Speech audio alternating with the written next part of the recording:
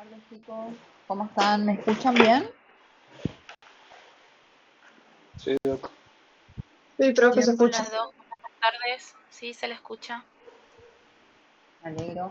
Esperamos un ratito más. A ver. Hasta ahora están 219. Esperamos unos minutitos más y comenzamos, ¿les parece? Bueno, profe.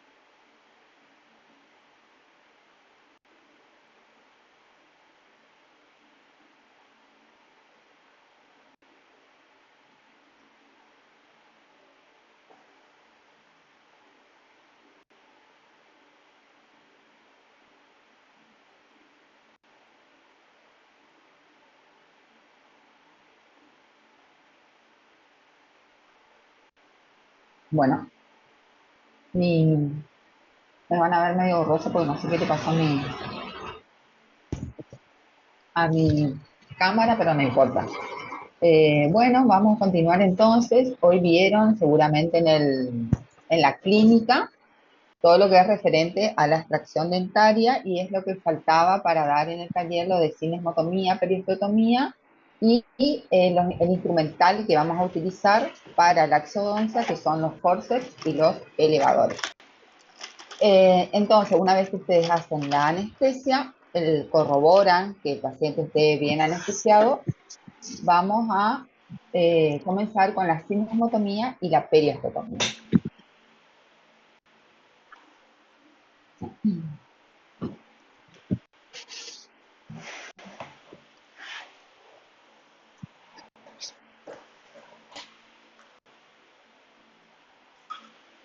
La cinesmotomía son las maniobras operatorias que nos van a permitir cortar las inserciones gingivales de la pieza dentaria a extraer. Estas inserciones gingivales serían el periodonto de protección, lo que es la encía de herida y las fibras dentogingivales.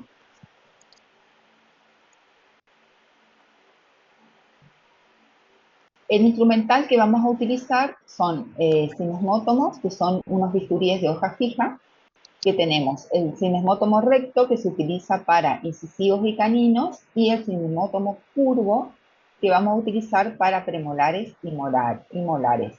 También se puede utilizar el bisturí de hoja intercambiable con el mango Bud Parker número 3 y la hoja 15C.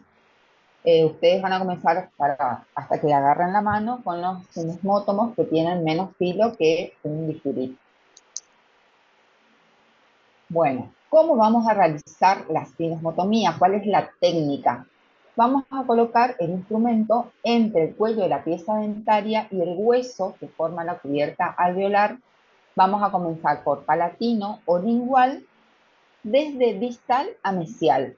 Distal de la parte posterior del rodete gingival del diente posterior a extraer hasta la mitad del rodete gingival del diente anterior a la pieza a extraer en sentido mesial.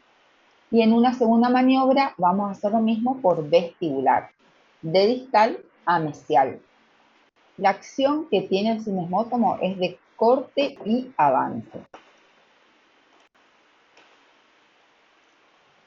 Acá tenemos un ejemplo, cuando, por ejemplo, si vamos a hacer la extracción del segundo premolar, vamos a comenzar por palatino desde la parte media del rodete del diente posterior, insinuamos la parte activa entre la pieza dentaria y la encía, y cortamos y avanzamos incluyendo a las papilas hasta la mitad del rodete gingival de la pieza dentaria anterior a extraer.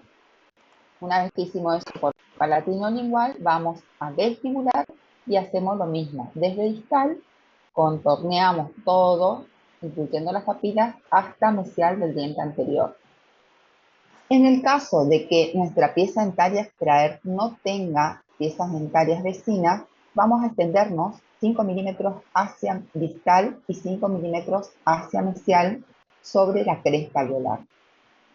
¿Sí?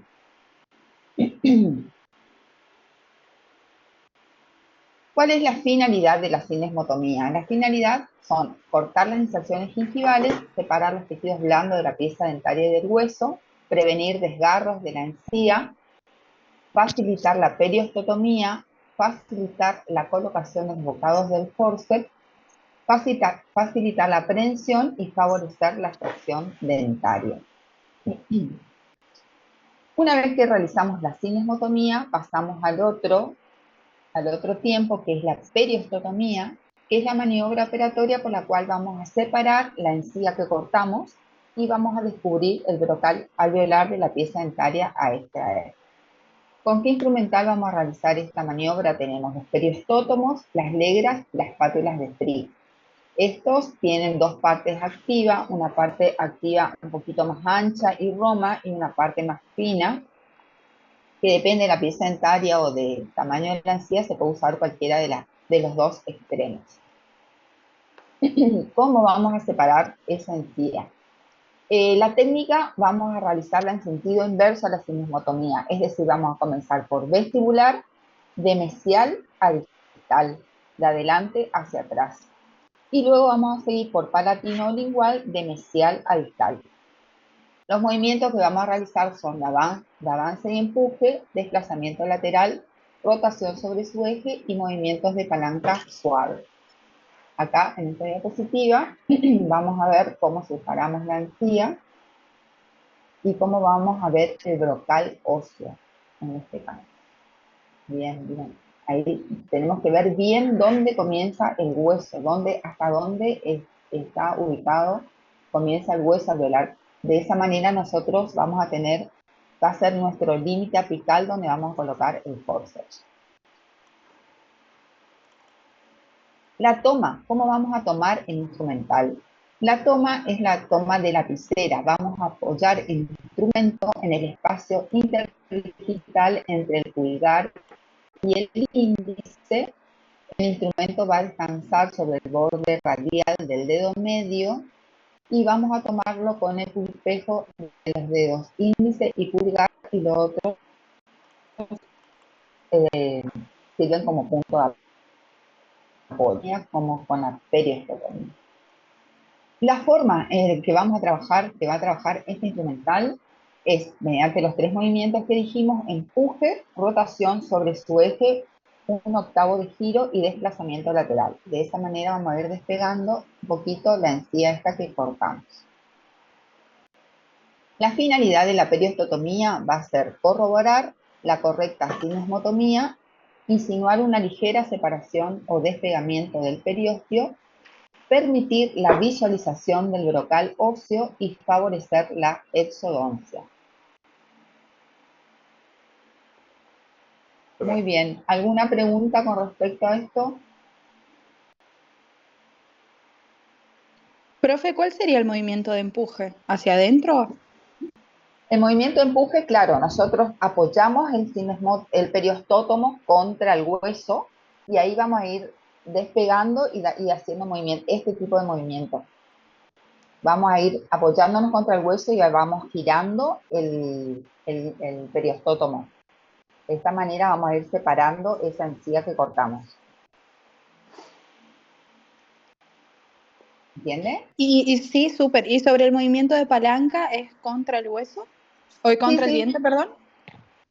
Es sobre el diente, no es sobre el diente, vamos a separarla sobre el diente y sobre el hueso, o sea, son movimientos combinados que se van haciendo, de empuje, desplazamiento lateral, rotación sobre su eje, que sería como una palanca suave, pero es este movimiento, nosotros nos apoyamos contra contra el hueso y vamos haciendo este tipo de movimientos para separar esa encía que cortamos. Perfecto, profe. ¿Y la parte cóncava y la parte convexa van hacia dónde? ¿La cóncava hacia el diente? La cóncava va hacia el diente, siempre mira hacia el diente. ¿Sí? Súper, buenísimo. Bueno, ¿otra pregunta? ¿Podría explicar de nuevo lo de la técnica de la sindesmotomía? Donde Dale. menciona que eh, extraer, sí, esa parte, que comienza por palatino lingual y se va extendiendo hacia dónde. Bueno, para ver qué muestro. Dejo otra vez la...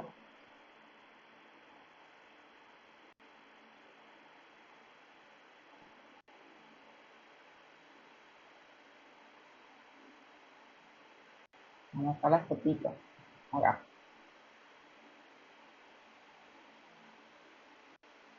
La sindesmotomía comienza por palatino o lingual. En este caso, que es maxilar superior, vamos a comenzar por palatino. Desde distal hacia mesial. Vamos a comenzar en la parte media del rodete posterior al diente a extraer. Vamos a sacar, supónganse que vamos a sacar este del 5, entonces vamos a comenzar a hacer la sindesmotomía desde la parte media del rodete posterior a la pieza dentaria a extraer. Nos insinuamos por acá,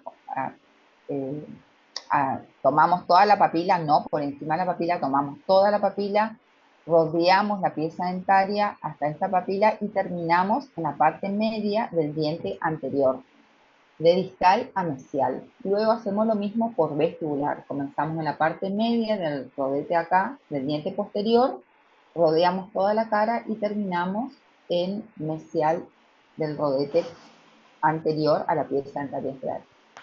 Siempre de distal a mesial, de lo más lejos a lo más cerca. Es la sindesmotomía.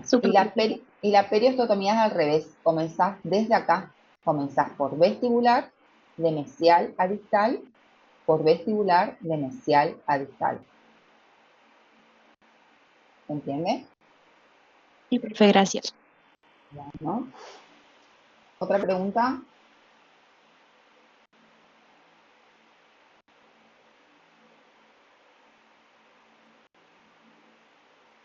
Bueno, vamos a leer otro tema.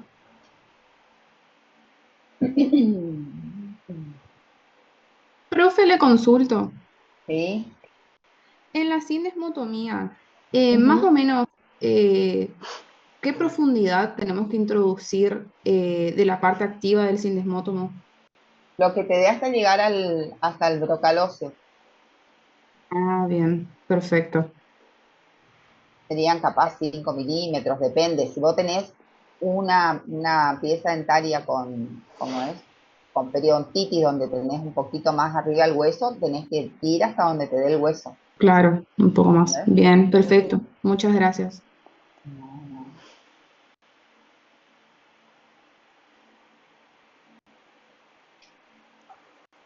Bueno, entonces ahora vamos a ir a lo que es exodoncia, que vamos a ver, que es la exodoncia no es lo mismo que la extracción dentaria.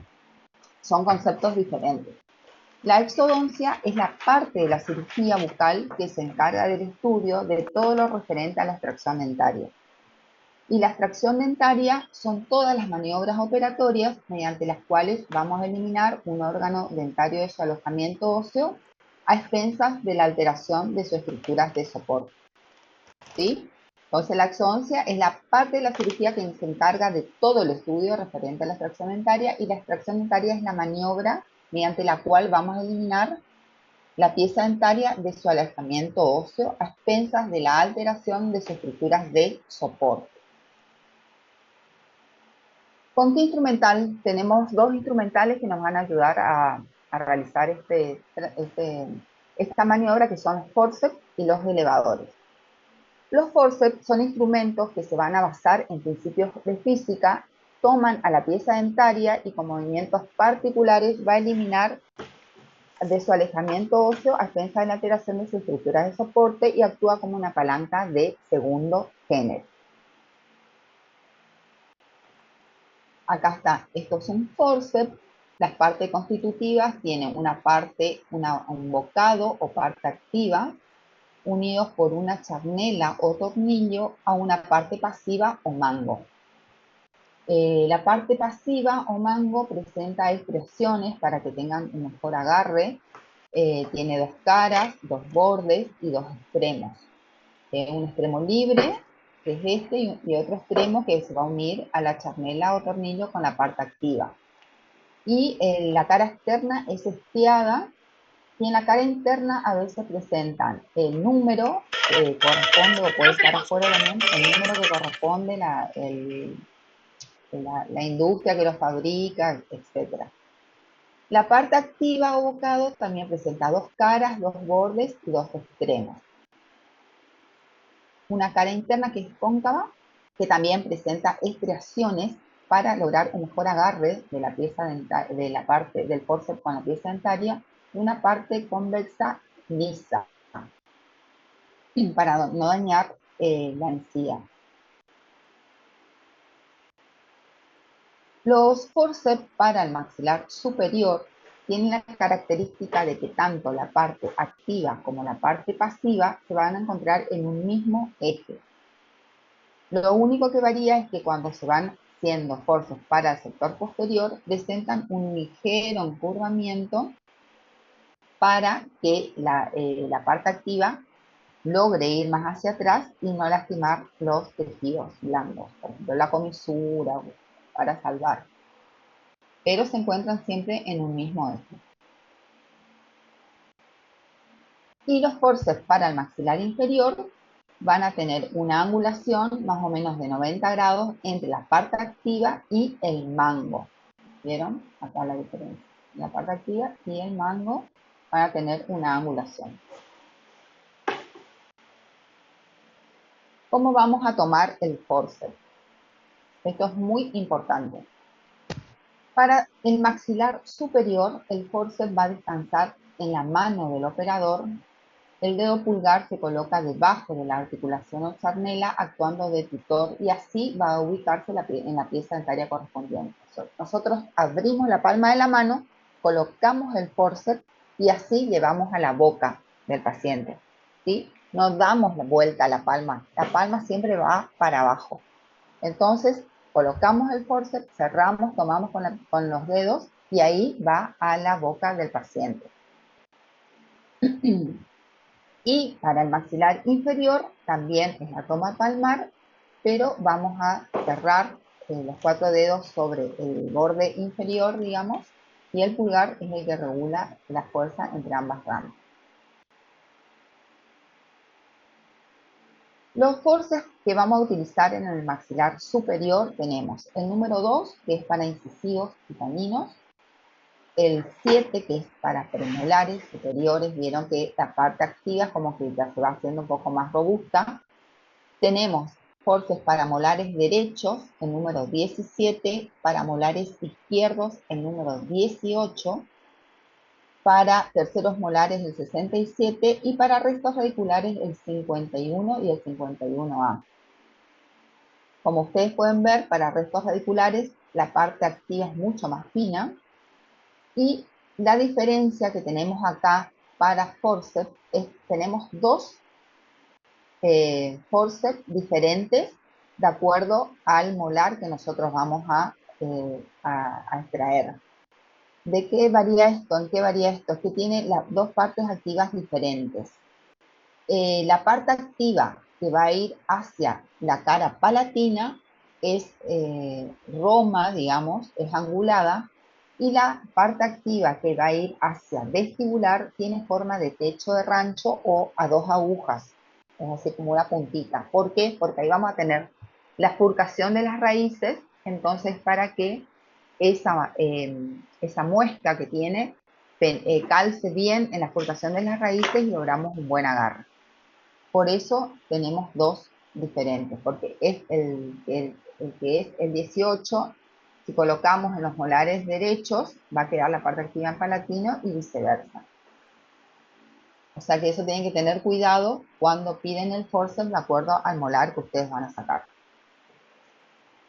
Y para la arcada inferior tenemos el 74, que es para incisivos inferiores, el 13, que es para caninos y premolares, y el 73, que es para molares inferiores, el 79 para molares, terceros molares, y para restos radiculares tenemos el 74 y el 74M. El forceps para molares inferiores acá va a variar, ya que las dos partes activas van a tener forma de pecho de rancho. ¿Por qué? Porque los molares inferiores son birradiculares, es decir, que se van a adaptar tanto en la parte vestibular como en la parte lingual en la exculpación de las raíces.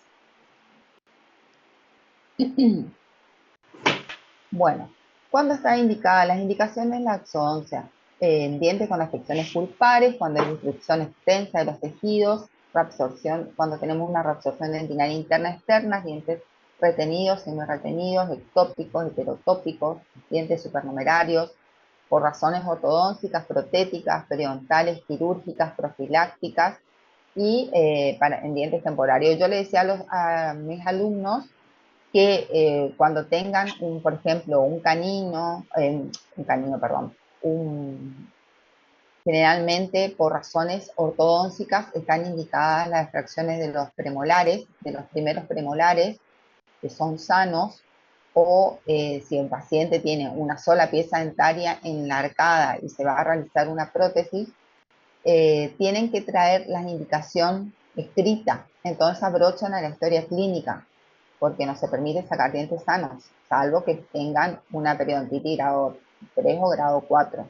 Entonces, piden al odontólogo que le haga las razones ortodónticas o periodontales o protésicas, y eso va abrochada a la historia clínica. Profe, ¿qué es ¿Sí? ectópicos y heterotrópicos?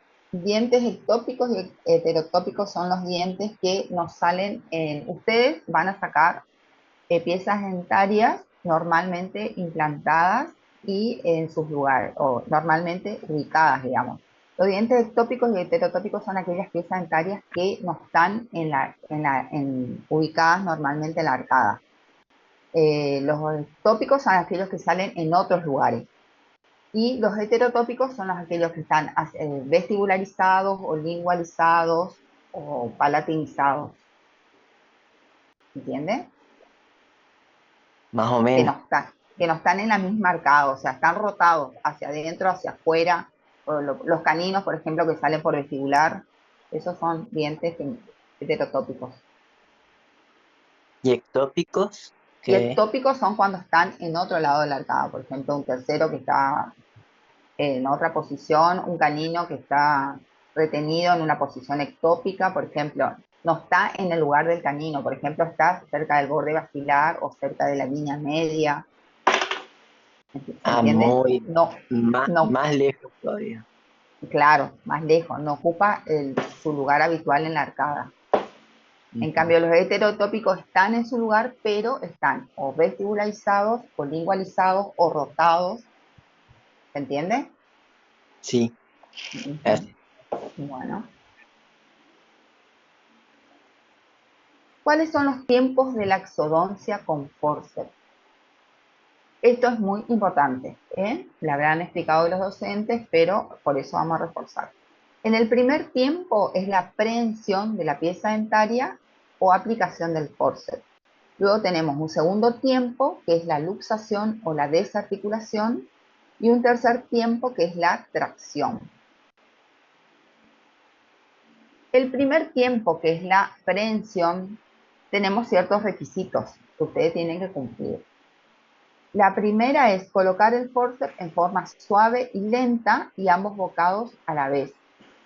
Siempre en cemento útil. ¿Qué quiere decir cemento útil? Libre de caries. Que esté sano, ¿sí? Nunca en esmalte. Lo más apical posible para disminuir el brazo de palanca.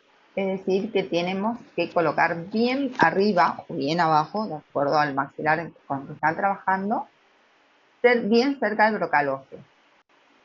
La pieza dentaria y el forceps deben estar en un mismo eje. Por ejemplo, ustedes van a hacer, como ya les digo, siempre en dientes normalmente implantados. Por ejemplo, pues el día de mañana, cuando encuentren un diente que esté en giroversión, por ejemplo, ustedes tienen que colocar el forceps siguiendo el sentido en donde está girado la pieza dentaria. Siempre tiene que estar el forceps y el diente en el mismo eje. Profe, ¿Sí? ¿puede explicar mejor qué es el brocal, o sea, en el gráfico? El brocal óseo, bueno, Sí. el brocal óseo es este. El brocal óseo es el hueso que nosotros vamos a descubrir con la periosteotomía. ¿Se acuerdan hoy que puse esa imagen donde estaba la encía levantada? Ustedes van a levantar la encía, van a cortar y van a separar y van a levantar la encía con el cinesmótomo y el periostétomo. Ahí van a ver que el diente, van a ver la corona del diente y un principio de la raíz, digamos. Que eso va a estar cubierto por un hueso. A ese hueso que recubre toda la pieza dentaria se llama brocal óseo alveolar. Es donde comenzaría la raíz a meterse dentro del hueso, ¿sería, me entienden? Sí. Bueno, hasta ahí tiene que llegar el forceps. O sea, que si tenemos un diente con una periodontitis que está 2/3 de la raíz expuesta, nosotros tenemos que llegar bien hasta abajo, hasta donde comienza el hueso, no arriba, ¿entienden? Bien hasta abajo. ¿Entienden? Vamos a ver ahora si hay un dibujo.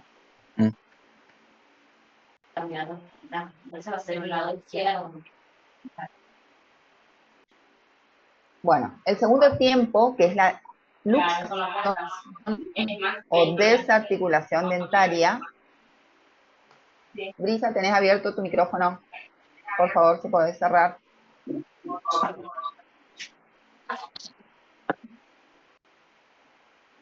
El segundo tiempo, que es la luxación o desarticulación dentaria, que son las maniobras operatorias que nos permiten romper las fibras periodontales y dilatar el hueso. Y acá tenemos dos grandes movimientos. Tenemos el movimiento de luxación y el movimiento de rotación. Dentro del movimiento de luxación hay dos fuerzas. El primer movimiento, que es el de impulsión, y el movimiento de lateralidad propiamente dicho. El movimiento de impulsión es una fuerza que buscar un punto de apoyo en el fondo del alvéolo. ¿Para qué? Para trasladar el punto de apoyo y así vamos a transformar el forceps en una palanca de segundo género. Yo le decía a los chicos, cuando nosotros tomamos el forceps, el diente con el forceps, el punto de apoyo va a estar acá, en el brocal óseo, en el cemento útil de la pieza dentaria, en el cemento útil porque es donde nosotros agarramos. La resistencia va a estar dada por la pieza dentaria y la potencia está en el mango, en la mano del operador. El primer movimiento que nosotros tenemos que realizar una vez que tenemos bien la pieza dentaria es el movimiento de impulsión. Nos vamos hacia arriba o, en el caso de que sea un diente inferior, nos vamos hacia abajo. ¿Para qué? Para trasladar el punto de apoyo que teníamos acá en el ápice. Entonces ahí transformamos en una palanca de segundo género, donde el punto de apoyo está en el ápice. ¿Esto para qué se hace? Si nosotros tomamos a la pieza dentaria y comenzamos a hacer movimientos sin haber hecho ese punto de apoyo, vamos a generar fuerzas en distintos sentidos que va a fracturar la pieza dentaria.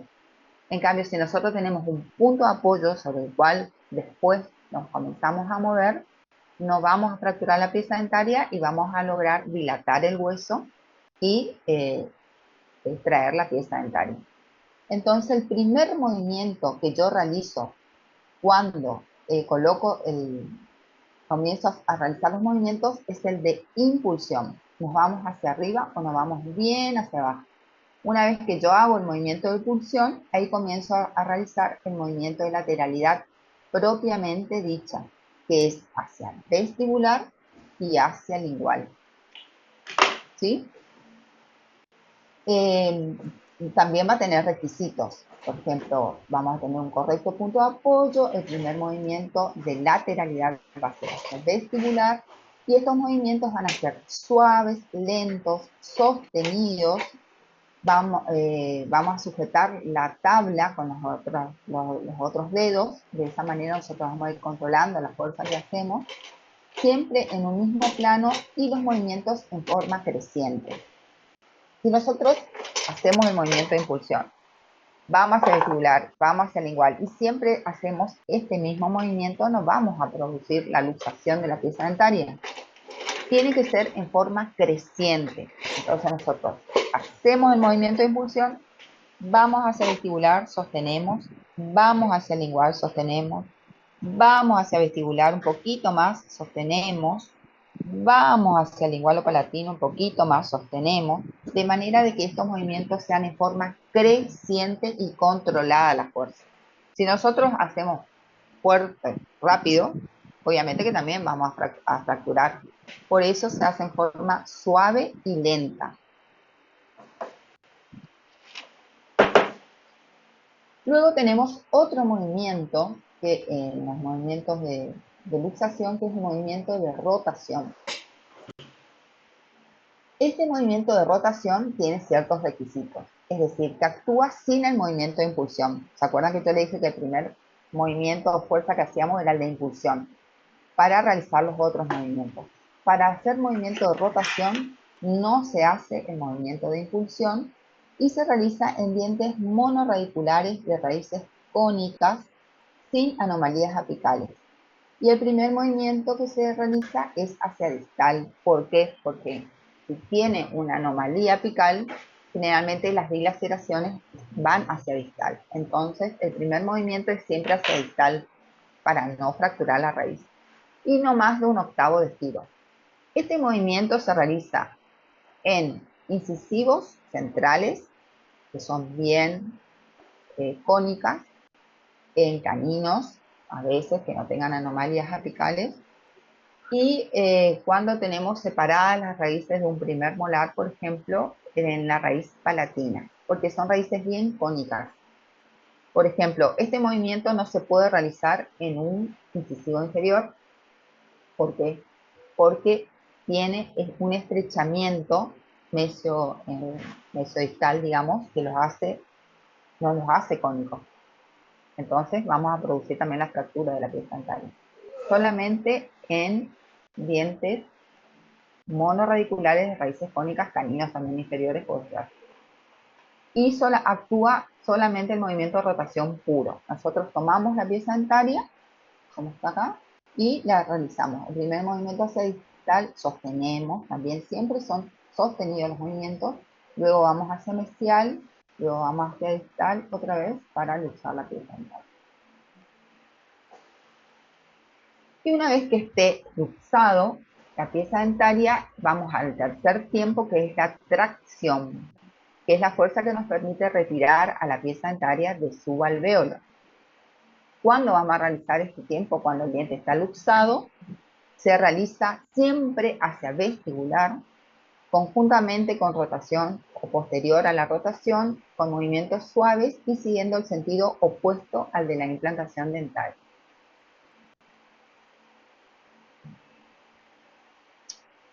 Bueno, eso también ustedes vieron en el taller que tienen que retomar para ver cómo van a colocar la posición de las manos del operador. Acá tenemos, por ejemplo, en incisivos y en caninos, que el índice va por vestibular, el pulgar va por palatinos, los otros apoyan en la cara. Para premolares superiores se va a utilizar el forceps número 7 y también depende del lado, si es del lado derecho del paciente, vamos a rotar un poquito el brazo y vamos a sostener las tablas, el dedo pulgar por vestibular y el índice por palatino. Creo que eso ya vieron, pero tienen que recordar. Acá se ve bien la parte activa de los forceps paramolares, la parte que va hacia palatino, que es bien recta, digamos, y la parte que va hacia vestibular, que tiene forma de techo de rancho, que se amolda a la furtación de las raíces. Este es por palatino y este es por vestibular, que va bien en medio de las raíces mesial y distal. Este es un forceps para terceros molares. Vieron que tiene una bien forma de S itálica ¿Para qué? Para que llegue bien a la parte posterior de la arcada y no lastime la comisura. ¿Vieron? Bien formadita itálica.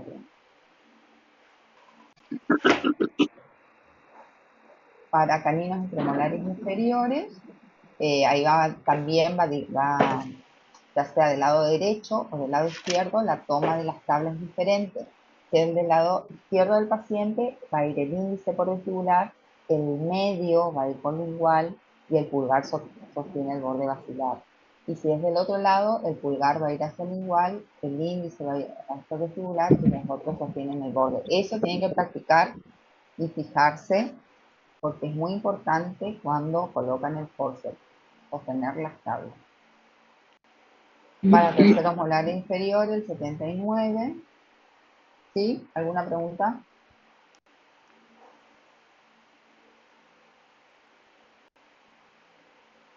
Entonces acá, acuérdense que el primer movimiento en la parte de la luxación o desarticulación dentaria es el movimiento de impulsión. Una vez que hacemos el movimiento de impulsión, comenzamos a hacer los movimientos de lateralidad propiamente dicha, hacia vestibular, ya sea palatino o lingual, en forma creciente y con movimientos controlados. Y una vez que esté bien luxado, se hace el movimiento de tracción. Y el movimiento de rotación se actúa solo, ¿sí? Disculpe, profe, este Power van a subir al aula después. Sí, todos Vale. podéis subir al auto.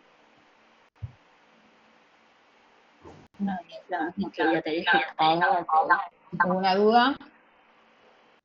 La técnica con elevadores vamos a ver más adelante. Ya les doy todo. Acá están la bibliografía, Calle Foda, Navarro Vila, Donado, los que puedan, si quieren profundizar un poquito más. Y vamos a ir a la otra.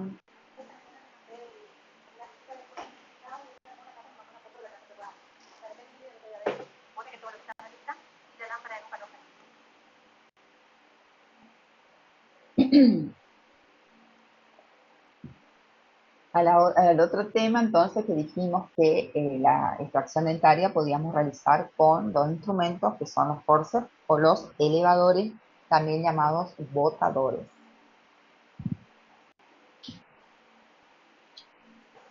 ¿Qué son los elevadores? Son instrumentos que también basados en principios físicos se aplican en la exodoncia con el objeto de movilizar o extraer dientes o raíces dentarias, ya sea como complemento del forceps o como instrumental principal en extracciones quirúrgicas. Nosotros podemos luxar la pieza dentaria con el elevador y terminar la extracción con el forceps, o podemos utilizar solamente los elevadores. Bueno, acá tenemos un elevador que consta también de tres partes. La parte activa o hoja, la parte intermedia que se llama cuello o tallo, que va a unir a la parte pasiva o mango o empuñadura. Hoy mis alumnos vieron todo porque se complicó la cirugía, así que usamos force, usamos elevadores, hicimos odontocepción, así que completito estuvo la demostración virtual. Bueno, el mango o empuñadura es adaptable a la mano del operador, tiene distintas formas y modelos, y el tallo puede estar con respecto a la parte activa en dos formas. En una misma línea, o con que son los elevadores rectos,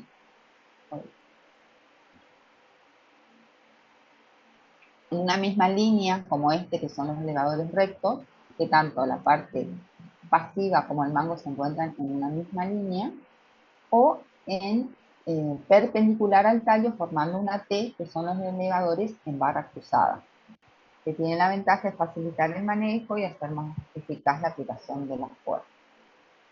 El tallo o vástago, bueno, el mango puede ser de forma hexagonal, octogonal, lisa, estriada, pueden ser huecos, pueden ser macizos, pueden tener diferentes formas. El tallo o vástago, que une el mango con la hoja o parte activa, debe adaptarse a la vida local, bueno, está construido de acero, debe ser suficientemente resistente. La hoja o parte activa presenta dos caras, una activa que es plana o cóncava, puede ser también lisa, estriada, que es la que se pone en contacto con el diente o resto radicular, y la cara pasiva, que es convexa y se apoya en el hueso alveolar. Y la hoja también puede presentar diferentes formas, puede ser lanceolada, triangular, en garra, en punta de lanza, puede ser más fina, más alargada para los que son los elevadores apicales, pueden tener diferentes formas. Acá, por ejemplo, vieron, de forma de hoja, en forma vienen más como cucharita, que le digo yo. Estos son más para restos radiculares o apicales. Tienen diferentes formas. Algunos están en el mismo eje o pueden tener una curvatura también con el mango. En este caso, este es un elevador recto donde el tallo con la hoja están en el mismo eje. Estos son los elevadores en barra cruzada que forman forma perpendicular. Estos, fíjense que tienen como pata de cabra, se llaman porque tienen como una hoja triangular. Y estos son los de Clefden, que vienen también lapares. Estos vienen lapares, que tienen la pata activa como más aguda, digamos, para que tengan una mayor profundidad. ¿Por qué vienen lapares estos? Porque un elevador es para la cara mesial de la pieza dentaria y el otro es para la cara distal de la pieza dentaria. Porque si nosotros colocamos el mesial en la parte distal, digamos, es medio complicado, va a mirar hacia el diente vecino. Entonces estos siempre vienen lapares porque es para la raíz mesial, para la cara mesial o para la raíz distal del mismo diente. Estos tenemos acá otra vez los elevadores de Winter, que tienen los 11 y los 14. Los 14 son como más para ya fracturas del tercio medio o del tercio inferior, porque la parte activa es como más aguda, y estos para dientes enteros. Los elevadores apicales, y estos también se utilizan para dientes enteros o para dientes con fracturas. Bueno, estos van a actuar por principio de palanca. Y tenemos el principio de palanca de primer y segundo género, principio de cuña y principio de rueda y eje. El principio de palanca pueden actuar en la palanca de primer género y de segundo género. En la palanca de primer género dice que la potencia siempre está en un extremo, que es la mano del operador, la resistencia está en el otro punto y el punto de apoyo se va a encontrar en el medio. Es cuando el elevador se aplica en una de las caras del diente a extraer, ya sea mesial, distal o vestibular. El instrumento se apoya siempre en el hueso, siempre el instrumento va apoyado en el hueso, y ahí se ejerce la potencia necesaria para desplazar la pieza dentaria o raíz en sentido contrario a la fuerza realizada. Esa es la de primer género. La de segundo género es cuando tenemos el punto de apoyo más hacia apical, como en el actual forceps, más hacia apical, la resistencia en el medio y la potencia en un extremo. Y moviliza el diente en el mismo sentido que fue realizada la fuerza. Luego tenemos el principio de cuña, que es cuando el elevador se introduce entre la raíz y la pared del hueso, y por acción del plano inclinado va a desplazar al diente en sentido inverso a la fuerza realizada. El principio de cuña es el primero que nosotros vamos a realizar con el elevador, que es cuando insinuamos el elevador entre el hueso y la raíz del diente.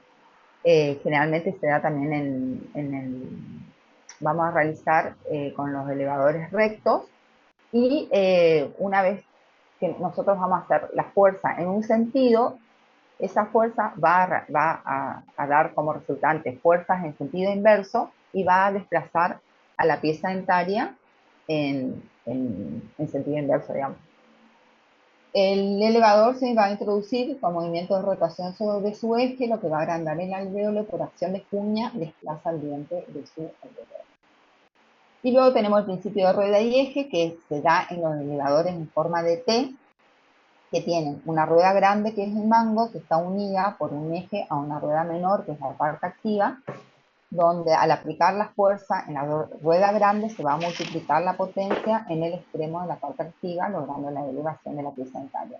Estos principios de rueda y eje se utilizan en los elevadores en forma de T, que se usan en los molares inferiores. La toma del elevador también va a ser palmar. Vamos a colocar todo el instrumento en la palma de la mano, cerramos y el índice va extendido sobre el tallo, y es el que también nos va a regular la fuerza.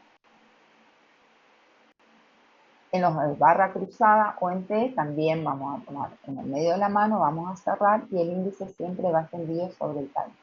Ven que este tiene forma de banderita, que es parecido, la parte activa.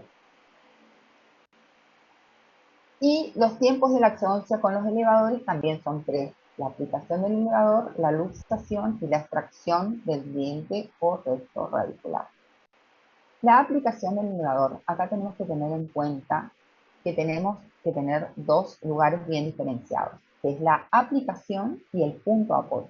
La aplicación es la zona o lugar de la pieza dentaria o resto que toma contacto con la punta del elevador, que es siempre de cemento, caras proximales, mesial o distal o cara vestibular. Esa es la aplicación, o sea, nosotros es ahí donde vamos a colocar el elevador.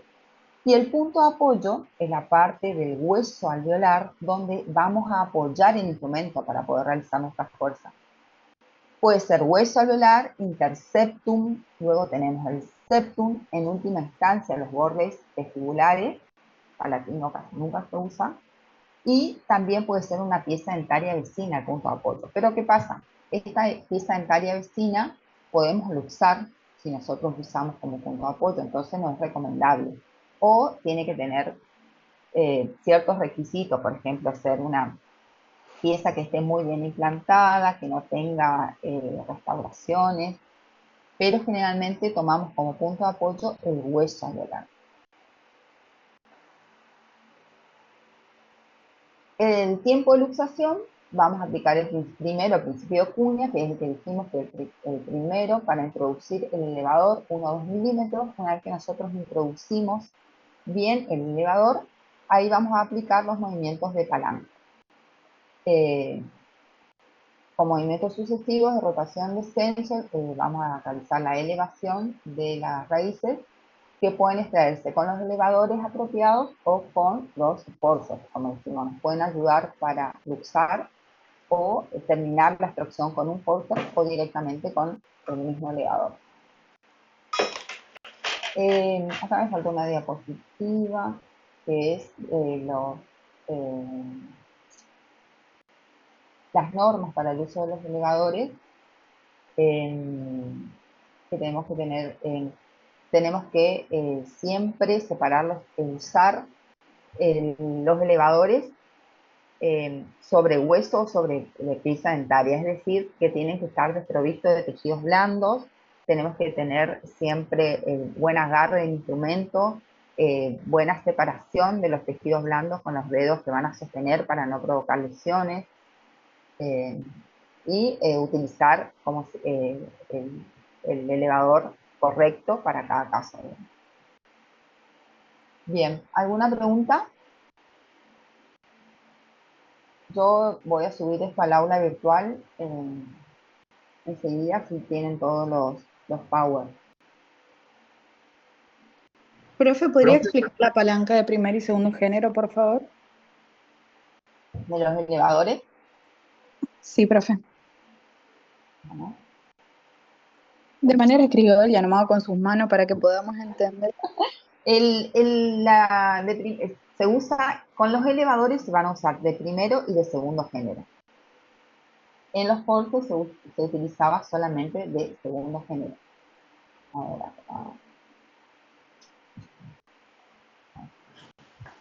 la de primer género tiene la potencia, que es siempre la mano del operador, la resistencia, que va a estar dada por el hueso o por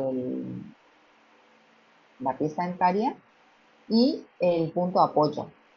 En la del primer género, el punto de apoyo se encuentra en el medio de la potencia y de la resistencia. Y en el de segundo género, el punto de apoyo se encuentra en el extremo. O sea, que es cuando introducimos el elevador un poco más hacia apical. Sería como que nosotros usamos el de primer género acá,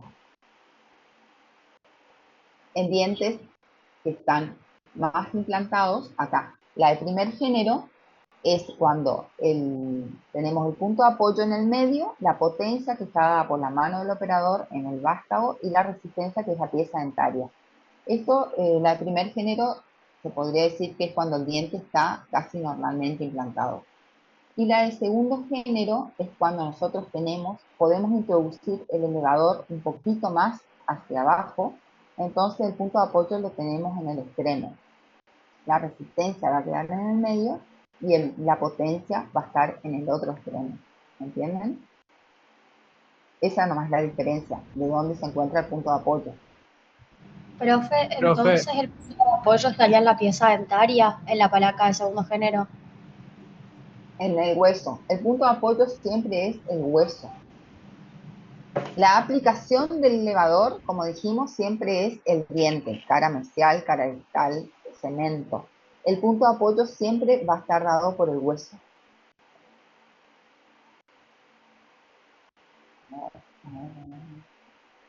Acá.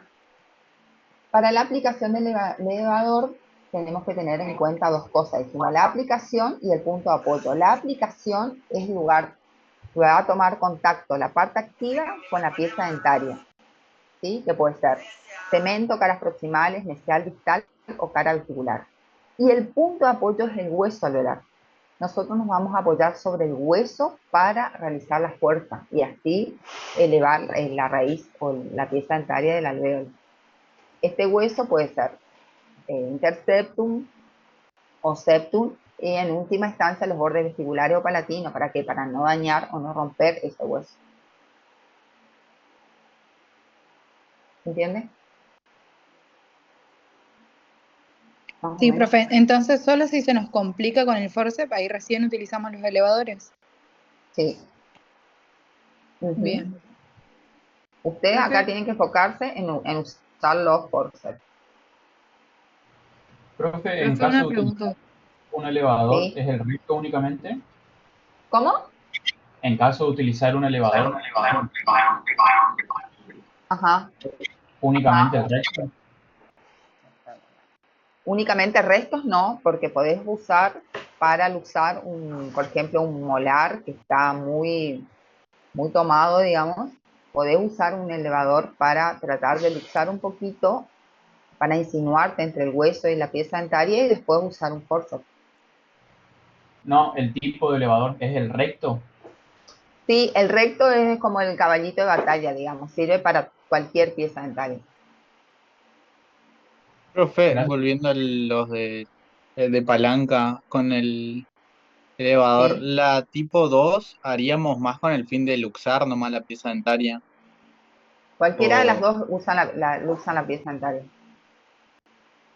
y o sea, eso es a criterio de uno, cuál de las dos palancas quiere Claro, o ocupar. sea, vos no estás diciendo, ay, acá aplico palanca de primer género, ay, acá hago palanca de segundo género, acá estoy haciendo cuña. O sea, los movimientos se hacen en forma conjunta, Ah, pero es dale. para que ustedes vean cómo actúa los principios físicos por lo que actúa el elevador, pero es en forma conjunta trabajan los principios físicos, digamos. salvo el de rueda y eje, que es solamente para los elevadores en barra cruzada que se usan en el molares inferiores. Ah, dale, Pero el profe. de cuña y los de palanca actúan siempre. ¿Solo en molares inferiores, profe? Sí, los de barra cruzada sí. ¿Y por qué? Porque son instrumentos muy potentes, digamos, que no se utilizan para superiores. Gracias, profe. Están indicados solamente para los inferiores. ¿Alguna otra pregunta?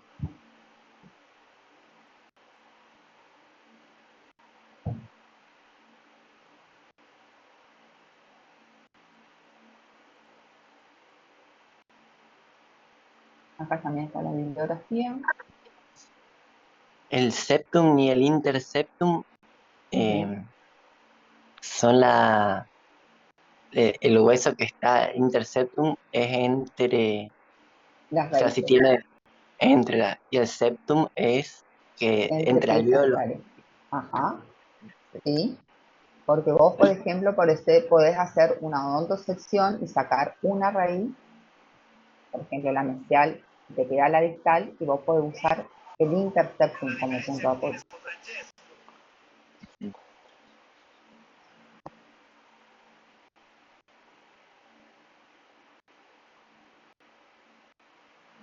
¿Otra No pregunta? sé, se suelen romper todos esos al extraer los interceptum. Ah, sí, depende. Si la raíz está muy junta, por ejemplo, a veces sí. Incluso hay algunas piezas dentarias que salen con el interceptum. Hoy no me quedó muy claro cuando cierra, se aprieta, digamos, no para adentro las tablas óseas, sin, o sea, la forma de apretar la tabla ósea cuando se extrae la pieza es por vestibular y palatino, igual, ¿Cómo como apretar la tabla ósea? sería, no se aprieta, digamos, no, No sé. No te estoy entendiendo lo que me quieres decir. cuando se hace la extracción, Con forceps. Nosotros lo que queremos indistintamente, hacer es dilatar el hueso, no no, apretar. una vez Ajá, extraído, sí. se hace una costura, pero no se unen los dos huesos, no unís las dos tablas. No se unen.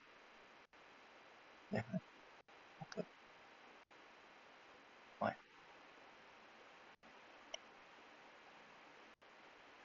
gracias. Ahí hay dos teorías, digamos, o sea, no dos. Los que hacen, los implantólogos te dicen que no hay que hacer no hay que comprimir el hueso después de la extracción, porque si después el paciente se quiere hacer un implante, eso como que lo tienen que despegar. Eso es Ah, ¿entendés? Profe, ¿le puedo ah, hacer una consulta? Ujú. No me quedó muy claro lo del periostótomo. O sea, ¿lo usamos solo para separar la encía del hueso o es romper ligamentos periodontales? ¿Cómo? No. La periostotomía es solamente para separar la encía que vos cortaste con la sigmoidectomía. Separás ese tejido y con las sigmoidectomías vos cortás las inserciones gingivales, la encía adherida. Muchas gracias, profe. Por eso el sigmoidectomo tiene que tener filo. En cambio, el periostótomo no tiene filo.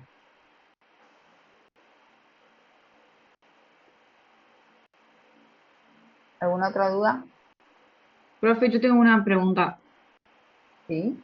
Vio que dependiendo la hoja del elevador, o sea, tenemos distintos, están los rectos, los acanalados, los que tienen como formita Sí. de bandera. ¿En qué caso usamos cada uno? Porque el recto usamos en la mayoría, ¿verdad? Y los demás, ¿cuándo usamos? El recto es el caballito de batalla. Y los otros depende de, por ejemplo, si tenés una fractura o viene una pieza dentaria a nivel cervical, por ejemplo, rota. Si es en el caso de los molares, ahí usás primero siempre el recto o podés usar los de Clef-Den, que son acodados, que tienen como una parte más fina, entonces podés introducir más en el fondo del alvéolo para producir mejor la extracción de la pieza dentaria. Si tenés como una fractura a nivel del tercio cervical, usás los elevadores para cruzar esto, los de Clef-Den, ay, estos.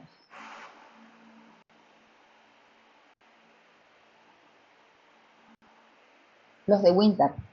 Los de Winter que tienen esta parte activa, que son tipo pata y cabra, se usan, se les dice, se pueden utilizar para fracturas a nivel del tercio cervical o piezas dentarias que se encuentran rotas a nivel cervical, digamos. Cuando vos ya tenés una fractura que vaya hacia la parte media o apical, ahí no te va a servir este instrumento. ¿Por qué? Porque la parte activa, una que es corta y otra que es muy grande. Entonces tenés que buscar un elevador que tenga, por ejemplo, como este, que tenga una parte activa más larga y fina. Eso de acuerdo a cada pieza dentaria. Vos vas viendo qué elevador es el que te va a dar más provecho, digamos. Claro, buenísimo, profe. Gracias. Igual en la facultad no es que hay mucho para elegir. Tenemos los rectos y los de Clef-Den. ¿Y nos conviene, profe, tener alguno más, aparte del recto? Y yo les dije compramos? a los chicos que traten de comprarse el Clef-Den, el recto, y puede ser también un apical, que tiene la parte un poquito más fina. ¿Otra pregunta? Pero que tengan en cuenta la parte activa, que no sea como una cuchara, que sea más plana, ¿no? Porque por ahí le venden unas que son tipo una cucharota. Esas no sirven. Bueno, profe, gracias. ¿No? Profe, ¿usted tiene idea si el lunes que viene ya tenemos que empezar a llevar pacientes nosotros? Sí. La pueden llevarla. Bueno, gracias. Estudien todos, estudian técnica anestésica. Profe, pero el lunes hacemos solo la operación. Y nosotros hacemos de ayuda. Estamos ahí, vamos a animarla a que hagan la primera extracción. Y podemos hacer 2 extracciones ya, o sea, una yo y otra mi compañera. Ah, sí, eso sí, una cada uno, en diferentes pacientes. En diferentes pacientes. Sí, sí, sí.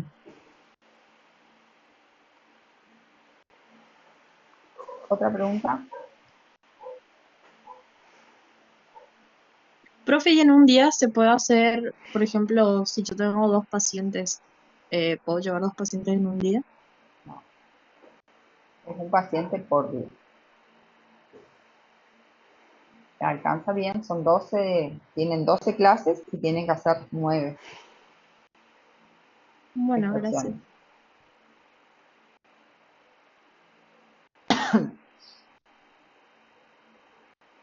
¿Otra duda?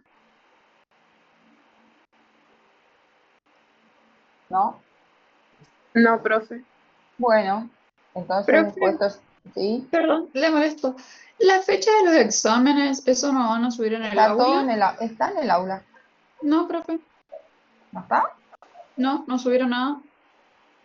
¿Estás segura? Recién me fijé antes de la clase, profe, y no había nada. No está en el aula, doctora. ¿No? No, para nada. No, eso no está en el aula, eso tengo que definir todavía con Secretaría Académica. Ah, bueno, ahí se está contestando la doctora López. Y el miércoles recién voy a subir la fecha porque todavía no sé si vamos a cambiar de día. ¿Por qué?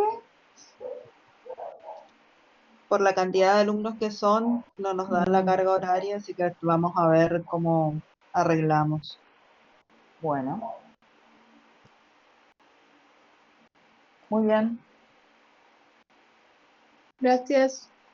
Estamos entonces, yo esto subo al aula virtual para que ustedes vayan viendo y vayan estudiando Gracias, Doc. Forceps. Bueno, nos vemos. Hasta Gracias, luego, doctora. doctora. Chao, Hasta hasta luego. luego. Profe, Doctora. Gracias, una Doc. consulta, Chao, chao. ¿Cómo?